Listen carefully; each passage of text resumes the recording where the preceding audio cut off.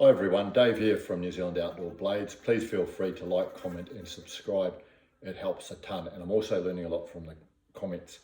Today I'm going to do a little bit of a show and tell about a British Army style Golok or a short jungle machete, and in the future I'll do a field demonstration on this.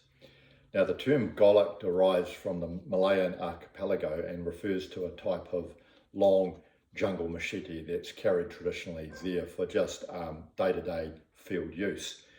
Now Golok itself would be much longer than this, but this is now what's referred to by the British Army and the Commonwealth militaries as a Golok, and it's likely because British and Commonwealth forces were deployed to Malaya and Borneo in the 1950s and 60s fighting communist guerrillas, and they would have adopted this style of knife back then, and they probably just referred to it as a Golok because that's what the locals in Malaya referred it as. That's my understanding anyway. Now straight away when I picked this up, it's got a very practical feel about it. It's got a military style heavy duty canvas pouch. This would be attached to the webbing or slid down the side of the pack. When I served in the New Zealand Army, these were only issued for close country and at a rate of 1 per squad. So not every soldier got one of these. They were just 1 per infantry squad, and they would have been supplemented by a folding saw that every individual soldier carried.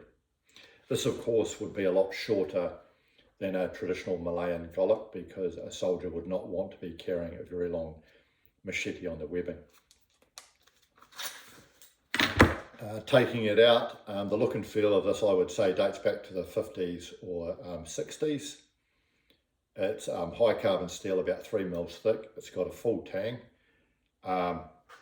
nice sabre grind, and it's got the sort of weight forward element here that would help with downward slashing and cutting movements.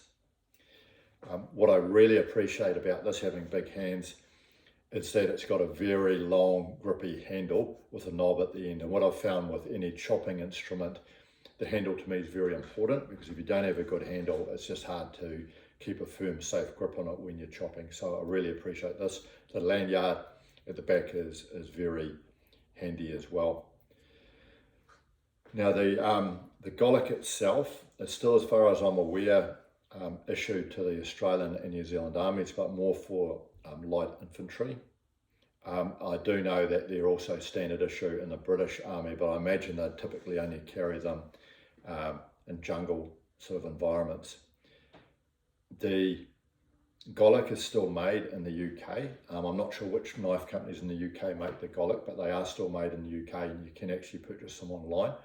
I do know that there's a manufacturer in New Zealand called Savord Knives that make a very nice version of a Golok. This one in particular was probably either made by Sheffield Knives in England or possibly by Victory Knives in New Zealand, who were making knives for military contract.